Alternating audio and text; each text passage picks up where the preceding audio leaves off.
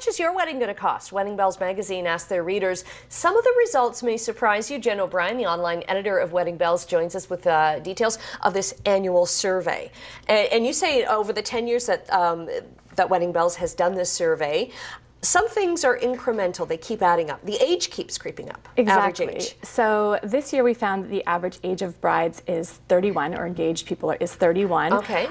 That's up from 29 and a half just 2 years ago. So people are perhaps living with their partners for a few years before becoming engaged, concentrating on their careers a bit more maybe, and just taking the time before really jumping into getting married. Okay. Any other surprises when it comes to engagement? I mean, did you ask about like size of ring? Does a ring really matter? Right. So I think what will surprise a lot of people is that women are really involved in the selection of the ring.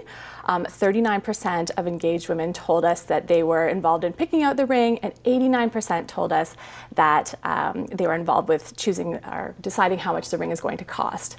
So part and parcel of sharing finances, I guess, with your partner.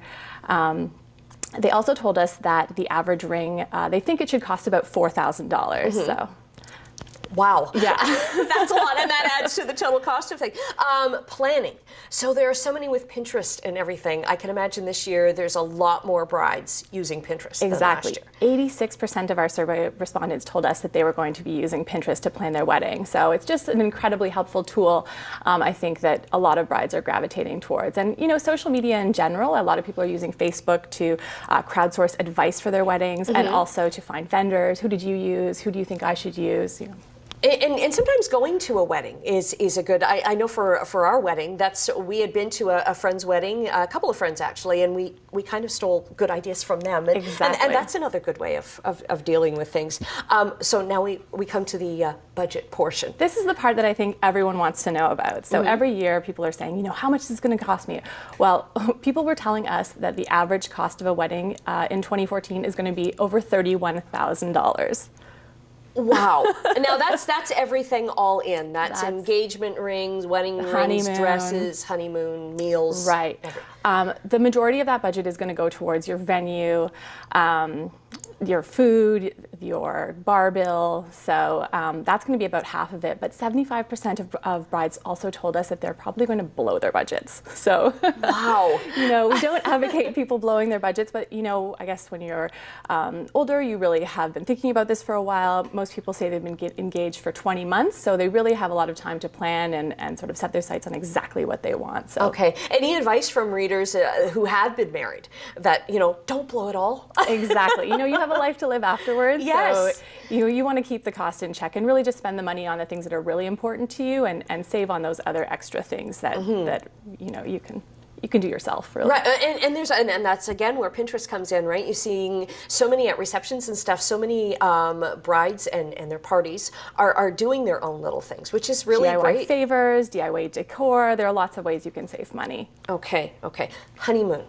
Yes, this is the part I love talking about. So the most popular honeymoon destination, according to our survey respondents, is the Bahamas, and it's the 5th year that the Bahamas has come out on top. Really? Yeah, I think it has a lot to do with the proximity to our East Coast. It's only a 3-hour flight from Toronto direct. Right, okay. There's lots of all-inclusive options, which is always really popular with our brides. So a couple other popular destinations are the U.S., again, proximity, and Italy, which of course has that romantic appeal. Oh, that would be beautiful, yeah. But all kinds of things to think about. And I'm wandering off now into destination weddings too. Things to think about when you do have a destination wedding, of like how long you're in the country for beforehand. Yeah, in most cases you have to, if you want to have a legal marriage in that country, you have to be in the country for at least 2 or 3 days beforehand. It really depends on the place you're going, but actually 15% of our survey respondents told us that they were considering a destination wedding. So this is a huge jump from 5 years ago. The number has doubled, and I think it's really associated with the cost savings that can come from having a destination wedding. Cost savings for bride and groom, but it's a lot more expensive for guests then, right? It is. And then you get into that question. I know some people who are going to destination weddings, and they're like, do I still give them a gift because it's costing me thousands of dollars just to go to the wedding? Right. I mean, it's totally a personal, I guess, decision whether you get them a gift or not. But really, I think it's gift enough that you're there usually for a week or even a long weekend with them. Okay, excellent. We've run out of time, but we can get more information on online and in the magazine itself. Jen, thanks so much for coming in. Thank you. And we've got more Morning Live coming up right after this.